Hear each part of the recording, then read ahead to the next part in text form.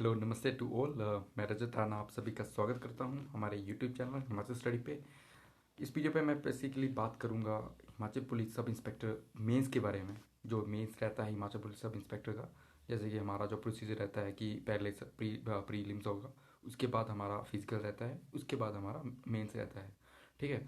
तो हमारी जो पर्टिकुलर जो मेरिट बनती है इस पर्टिकुलर मेंस की बनती है, तो ये मेंस को समझना, मेंस की तैयारी करना, हमारे पैरेलली चलाना उस चीज़ को with respect to the main prelims exam, तो वो काफ़ी ज़्यादा इंपॉर्टेंट रहता है।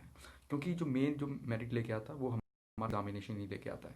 ठीक है। तो बेसिकली मैंने लास्ट वीडियो जो बनाई थी, प्रीवियस वीडियोस जो बनाई थी मैंने, जो बेसिकली बात करी थी जिसमें मैंने सब इंस्पेक्टर प्रीलिम्स के बारे में, ठीक है, जिसमें मैंने साथ ही साथ उसके क्वेश्चन पेपर भी डिस्कस किए थे। और क्वेश्चन पेपर में मैंने बेसिकली बात की थी कि आपको कौन कौन से पोर्शन जो हैं कवर करने ही हैं।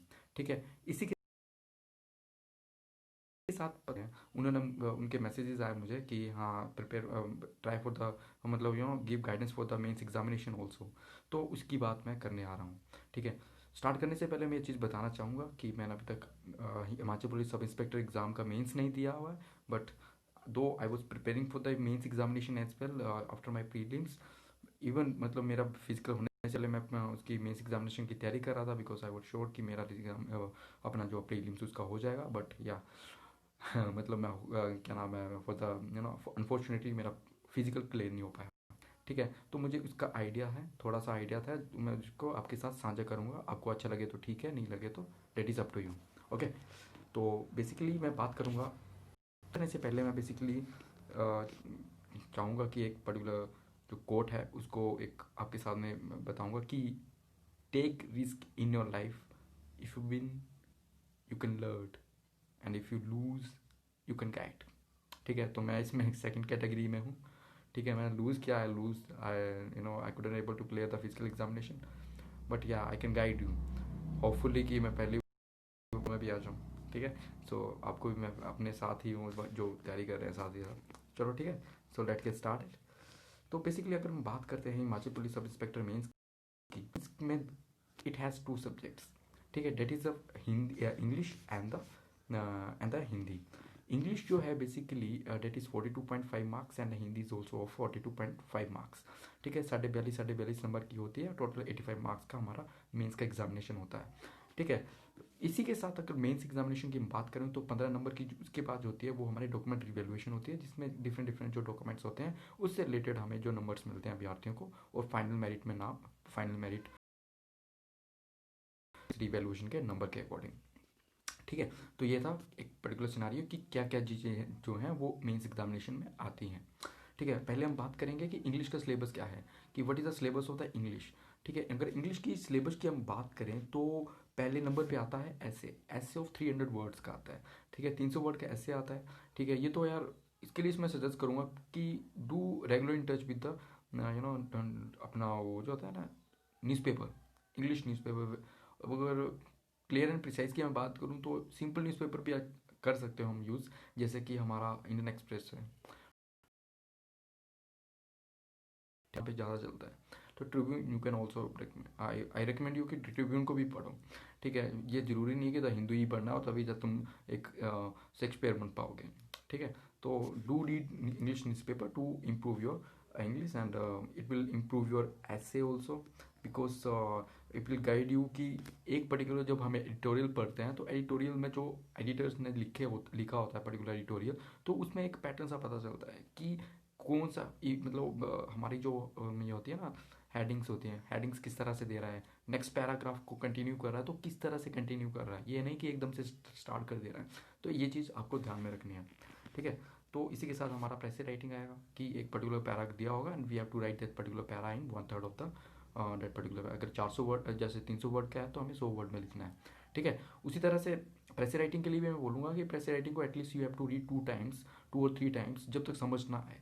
ठीक है। तब तक हमने वो चीज़ें लिखनी नहीं है, अदरवाइज पता क्या होता है, वो कॉपी एंड पेस्ट वाला काम हो जाता है। डेट तो आपका पता नहीं, but I use to doing doing my school days, जब स्कूल डेज पे पैसे होते थे। बट एक्चुअल में जब हम कंपटीशन की बात करते हैं तो कंपटीशन में हम कंपटीशन की के टाइम पे we have to have the analytical that particular analysis of the particular paragraph also, then only we can able to do that. Okay, ठीक है, उसी तरह से, और वो एक अच्छा इंप्रेशन होता है, अच्छा इंप्रेशन देता है। ठीक है, इसके लिए सजेस्ट करूँगा कि एक competition English by Rashmi ma'am का एक यूट्यूब चैनल है, जिसमें मैंने CIPF असिस्टेंट कमांडेंट के जो पेपर 2 होता है उसकी तैयारी वहाँ से करी थी, and that help me a lot, and that led me to clear the CIPF exam as well. ठीक है, तो उसको वहाँ से आपने तैयारी करनी है। ठीक है, उसी तरह से नेक्स्ट जो होता है अनसील पैसेज, इसमें पैसेज दिया जाता है और साथ ही साथ चार पांच क्वेश्चन दिए जाते हैं इसमें। ठीक है, इसमें मैं आपको सजेस्ट करूंगा कि प्लीज़ डोंट कॉपी पैसेजेस। ठीक है, try to understand the particular passage और उसको अपनी समझ से लिखो। ठीक है, and that has to be related to the passage only. एक दो वर्ड्स तुम वहाँ से तुम उठा सकते हो, but please do understand, please have the analytical analysis of that particular passage, उसके जो आंसर्स होते हैं उसको लिखो। ठीक है, सेकेंड मैं बात करता हूँ, तो रिपोर्ट राइटिंग की बात आ जाती है कि रिपोर्ट राइटिंग आएगी। रिपोर्ट राइटिंग की भी बड़ी अच्छा फॉर्मेट दिया है रश्मि मैम ने उसमें, तो वहाँ से आपको एक अच्छा आइडिया मिल जाएगा कि फॉर्मेट क्या रहता है। ठीक है, सेम कुछ तो लेटर राइटिंग में जैसे फॉर्मल और इनफॉर्मल लेटर राइटिंग्स होती हैं, तो उसमें भी हमें एक यूट्यूब चैनल से हमें पता चल सकता है कि हमारा जो लेटर्स का फॉर्मेट है कैसे होना चाहिए। ठीक है, जो अलग चीज़ आती है इसमें कि हमें हिंदी का अनुवाद करना पड़ता है इंग्लिश में, तो वो चीज़ भी एक बार देखना पड़ना है। ठीक है, साथ ही साथ अगर मैं नेक्स्ट बात करूँ कि नरेशन एंड वॉइस। ठीक है, डायरेक्ट एंड डायरेक्ट स्पीचेस आती हैं, एक्टिव वॉइस एंड अपने पैसिव वॉइस आते हैं, उसमें चेंज करने के लिए आते हैं, तो ये काफ़ी ज़्यादा ईजी पोर्शन रहता है जहाँ से आपको डायरेक्ट नंबर मिल सकते हैं, तो ये भी एक अच्छा पोर्शन है। साथ ही साथ ग्रामर पोर्शन की मैं बात करूँ तो verb, noun, preposition, conjunction etcetera, इसके अलावा भी और पोर्शंस हैं जो आपको कवर करने ही हैं। ठीक है, ये आइदर आपको फिलअप्स के रूप में मिल जाए, आइदर आपको सेंटेंस फॉर्मेशन के रूप में मिल सकते हैं, या फिर एरर फाइंडिंग्स में मिल सकते हैं। तो ये हमारा ग्रामर जो है वो आपको होना ही चाहिए। ठीक है, इसके लिए I suggest you a book, yeah this one is a book for the English improvement course. ठीक है, ये मुझे सजेस्ट की थी यहाँ पर पुलिस ट्रेनिंग कॉलेज ड्रो के जो एक से आपने मतलब इंग्लिश की तैयारी, तो ये काफ़ी अच्छी बुक है, तो आई सजेस्ट यू कि please go through this particular book also for the grammar part as per as is concern. Okay, अगर अब ये मैं बात करता हूँ हिंदी पोर्शन की। हिंदी पोर्शन की अगर मैं बात करूँ तो हिंदी पोर्शन का सिलेबस भी कहीं ना कहीं जो है वो हमारे जो इंग्लिश का पोर्शन रहता है उसी के पैरेलली चलता है। ठीक है, तो हम पहले बात करते हैं, पहले उसी की तरह क्या आता है हमारा ऐसे राइटिंग। ऐसे राइटिंग पहले आ जाती है हमारी। ठीक है, ऐसे राइटिंग जो आएगी वो भी 300 वर्ड की होगी, जैसे हमारी 300 वर्ड की जो ऐसे राइटिंग है हमारी इंग्लिश में आती है।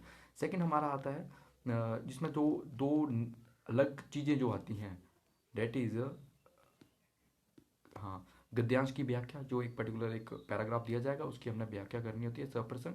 उसी की तरह एक पद्यांश की व्याख्या, इसमें एक कविता दी जाती है और उसमें हमने जैसे सरलात वगैरह लिखते थे हम 10th क्लास में तक, जो हमने 10th क्लास, जिन्होंने 10th क्लास तक हिंदी पढ़ी है, तो वो सलाद वगैरह जो लिखते थे सेम उसी पैटर्न में होता है बेसिकली, कोई घबराने वाली जरूरत नहीं होती। ठीक है, simply we have to have the understand of the कविता एंड उसके according we can write according to that. Okay, ये चीज़ है। इसके लिए मैं कुछ सजेस्ट की हुई है पहले ही बुक की, जो एच पब्लिकेशन की पर्टिकुलर बुक्स रहती हैं उसको हम ऐसे गद्यांश पद्यांश एंड या लेटर राइटिंग के लिए भी हम यूज़ कर सकते हैं, क्योंकि वहाँ पे उन्होंने अच्छा सा एक पैटर्न दिया है कि हिंदी में लेटर राइटिंग, गद्यांश, पद्यांश और ऐसे कैसे लिखना है। ठीक है, नेक्स्ट हम बात करते हैं संधि विच्छेद। संधि विच्छेद काफ़ी इंपॉर्टेंट रहता है, ये हमारे प्रीलिम्स के एग्जाम में भी पूछा जाता है और मेंस के एग्जाम में भी। प्रीलिम्स के एग्जाम में हमें क्या होता है कि हमें ऑप्शंस दिए जाते हैं, बट वहाँ पे हमें सीधा लिखना होता है। ठीक है, तो ये चीज़ रहती है। ठीक है, एरर फाइंडिंग्स आते हैं आपके पास। ठीक है, तो एरर फाइंडिंग इस तरह से आएंगे कि यार जैसे एक लाइन, एक सेंटेंस दे दिया जाएगा कि गर्म गाय का दूध चाहिए, तो ये चीज़ इस तरह से एरर फाइंडिंग्स आएंगे 5, और डायरेक्ट वहाँ आप वहाँ से सही आंसर कर सकते हो, कि ईजी होती हैं अगर आप रेगुलर प्रैक्टिस कर रहे हो उसकी। ठीक है, और ये एरर फाइंडिंग्स भी आपको एच पब्लिकेशन की बुक में मिल जाएंगी। ठीक है, नेक्स्ट मार्क्स करते हैं पंचुएशन। जैसे यार पंचुएशन मार्क्स काफ़ी इंपॉर्टेंट रहता है। नॉर्मली ऐसा पूछा जाता था कि एक पर्टिकुलर पैराग्राफ दे दिया जाता था, फिर उसमें हमें पंचुएशन मार्क्स में रीराइट करना पड़ता था पूरा जो पैराग्राफ होता था। बट इस बार इन्होंने क्या किया, इन्होंने पंचुएशन मार्क्स की अनुवाद ही पूछ लिया हिंदी में। जैसे फुल स्टॉप को हिंदी में क्या बोलते हैं, क्वेश्चन मार्क को हिंदी में क्या बोलते हैं, एक्सक्लेमेटरी मार्क को हिंदी में क्या बोलते हैं, तो पंचुएशन मार्क्स के बारे में हमें इस चीज़ के बारे में पता होना चाहिए। ठीक है, तो पंचुएशन मार्क्स काफ़ी इंपॉर्टेंट है, वो आएगा ही स्पेलिंग्स। ठीक है, अशुद्ध आपके पास वर्ड्स दे दिए जाएंगे, उसको हमने सही तरीके से लिखना है। ठीक है, साथ ही साथ अब आ जाए पर्यायवाची। पर्यायवाची इंपॉर्टेंट है। ठीक है, उसके साथ स्त्रीलिंग पुल्लिंग। ठीक है, उसके साथ odd one out. Odd one out में क्या होता है कि 4 ऑप्शन हमें दिए जाते हैं, उसमें से एक जो होता है वो ओड होता है, उसको हमने लिखना होता है। ठीक है, इसी के साथ मैं आपको सजेस्ट करूंगा कि विलोम शब्द हो गए हमारे, ठीक है, हमारे मुहावरे हो गए, लोकोक्तियाँ होगी, ये जो पर्टिकुलर पोर्शन रहता है you have to get through it. ठीक है, तो ये जो हमारा सिलेबस रहता है हमारे सब इंस्पेक्टर पुलिस के एग्ज़ाम का, तो ये काफ़ी ज़्यादा इंपॉर्टेंट रहता है। इस इन पर्टिकुलर मेंस के जो सिलेबस है इसको हमने अपने जो हमारा सिलेबस रहता है किसकी, जब हम प्रीलिम्स की तैयारी कर रहे होते हैं, ठीक है, तो प्रीलिम्स क्लियर भी होना काफ़ी ज़्यादा इंपॉर्टेंट रहता है। बट उससे ही इंपॉर्टेंट इतना रहता है कि मेंस में हम अच्छा स्कोर कर पाएंगे, बिकॉज तो आपकी जो मेरिट लेके आएगा that is your mains examination only. तो मेंस की तैयारी जो है प्रीलिम्स के साथ में बहुत ज़रूरी है, ताकि मेंस में आप फर्स्ट अटेम्प्ट में स्केल थ्रू कर सको। ठीक है, सो आई होप आपके लिए काफ़ी गाइडेंस मिली होगी, and thank you for watching this video.